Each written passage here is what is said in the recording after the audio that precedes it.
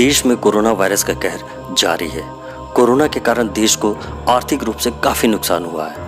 इसका सबसे ज्यादा प्रभाव दिहाड़ी मजदूर और गरीबों के ऊपर पड़ा है। अगर इतिहास के पन्नों को पलटेंगे तो 1947 के बंटवारा और 1971 के बांग्लादेश युद्ध के बाद सबसे बड़ी मानव त्रासदी साबित होगी ये लॉकडाउन। इसका एहसास शायद हमें आपको ना हो, लेकिन आप अपने घर में बुजुर्ग से पूछिए जीवन में इस तरह की तस्वीर कितनी बार देखी है। वो आपको बता देंगे कि 1947 में जब देश का बंटवारा हुआ था तो लाखों लोग अपना घर बार छोड़कर बॉर्डर के दोनों तरफ गए थे। दूसरी घटना 1971 का बांग्लादेश युद्ध। उस दौरान भी लाखों की संख्या में बांग्लादेशी रिफ्यूजी भारत में दाखिल हो रहे थे। उसके बाद हिंदुस्तान में इस तरह की तस्वीर नहीं देखी गई। आज भी बहुत सारे मिडिल क्लास के लोगों को इस बात पर यकीन नहीं हो रहा, या यूं कहे कि उन्हें एहसास ही नहीं है कि लोग भूख से तड़प रहे हैं। भरी दोपहरी में अपने बच्चों को पीठ पर और कंधे पर लादकर न जाने कितने किलोमीटर पैदल चल रहे हैं ये लोग। पैरों में छाले पड़ गए हैं। कई गरीबों ने तो रास्ते में ही दम तोड़ दिया। कईयों को तो काल ने असमय निगल लिया। कई ट्रेन से कट गए, कई भूख से रास्ते में ही चल बसे। इन सब के बावजूद फ्लैट और सोसाइटी में रहने वाले मिडिल क्लास का एक वर्ग अब भी यही सोचता है ये सब पॉलिटिकल तमाशा है। ये सच है कि देश भर में हजारों लोग गरीबों को खाना खिला रहे हैं। ये भी सच है कि सरकार ने लाखों लोगों के लिए भोजन का इंतजाम किया है, लेकिन ये भी सच्चाई है कि सारे इंतजाम नाकाफी साबित हो रहे हैं। अगर लाखों लोगों को खाना बांटा जा रहा है तो उससे 5 गुना लोगों को दिन में एक वक्त का भोजन नसीब हो रहा है। अपनी जमीन, अपने घर जाने के लिए आज इनको ऐसे हालात का सामना करना पड़ रहा है जैसे युद्ध के वक्त होते हैं। भीख मांगना सबके बस की बात नहीं। इसके लिए पहले अपने अंदर के स्वाभिमान को मारना पड़ता है। कल तक पसीना बहाकर मेहनत मजदूरी करते थे, हक से अपना मेहनताना लेते थे। आज वैसे लाखों लोग थाली लेकर खाने की लाइन में खड़े हैं और जो मिल जाता है उसे लेकर आगे बढ़ जाते हैं। ये भिखारी नहीं है जनाब, ये कुदरत के मारे हुए इंसान हैं। इसमें इनकी कोई गलती नहीं है। ये किसी के साथ भी हो सकता है।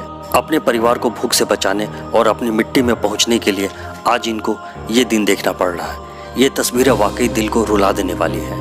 कुछ लोग तो अपनी भावनाएं व्यक्त करते वक्त इतने भावुक हो जाते हैं कि गरीबों के इस दर्द से उनका गला भी रोने वाली आवाज में शब्दों को बाहर निकालता है। मुझे घर जाना है, मुझे अपने घर जाना है, मुझे अपने गांव जाना है। मैं टीवी पे देख रहा हूँ हमारा हिंदुस्तान बहुत अच्छा कर रहा है, कोरोना से बहुत अच्छे से लड़ रहा है। लेकिन सबको अपने घर जाना है। अमीर हो या गरीब हो, सबको अपने घर जाना है। कोई अमेरिका में फंसा है, कोई दुबई में फंसा है। अमीर है, 2 वक्त की रोटी मिल रही है, रहने का ठिकाना है, लेकिन फिर भी घर जाना है। मेरा दिल हिलता है, हिल जाता है कि हम किस स्थिति में पहुंच गए हैं जहां पे दुख ही दुख हो रहा है। बहुत दुख है यार। ये मजदूरों का दुख कौन झेलेगा जो अपने बच्चे लेके अपने गांव जा रहे हैं पैदल ही। हम लोग डोनेट कर रहे हैं, प्राइम मिनिस्टर रिलीफ फंड में दे रहे हैं, अपनी तरफ से खाना दे रहे हैं लोगों को, लेकिन इनका कौन ध्यान दे रहा है। कोई ऐसी संस्था नहीं सामने आ सकती कि हम लोग मजदूरों के लिए, इन लेबर क्लास के लिए कर सकें, ताकि उनको 2 वक्त का खाना मिले, जो बच्चों को गोद में लेके 100, 200, 500, 700 किलोमीटर पैदल चल रहे हैं, साइकिलों पे जा रहे हैं, खाना नहीं मिल रहा है, सड़कों पे मर रहे हैं। रेलवे स्टेशन पे थक के सो गए, गाड़ी ऊपर से चले गई, सब मर गए। 16 आदमी मर गए। कुछ लोग चलते चलते थक के मर गए। मेरी एक ही दरख्वास्त है, अब मैं जो करूंगा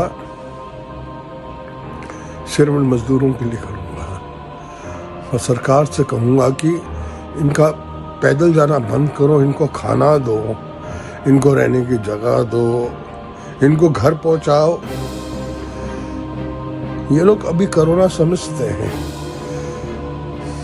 अभी वो ध्यान भी दे रहे हैं, उनको और हम लोग समझाएंगे, लेकिन उनको खाना दो, जगह दो रहने की, उनको घर पहुंचाओ। मुझे घर जाना है, मुझे घर जाना है, मुझे घर जाना है।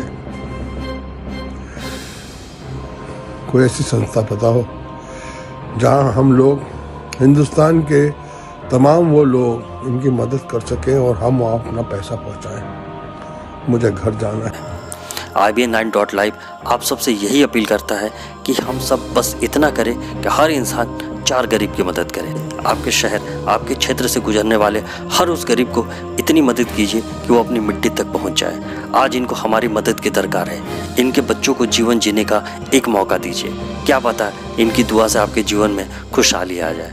Bureau report IBN9.live।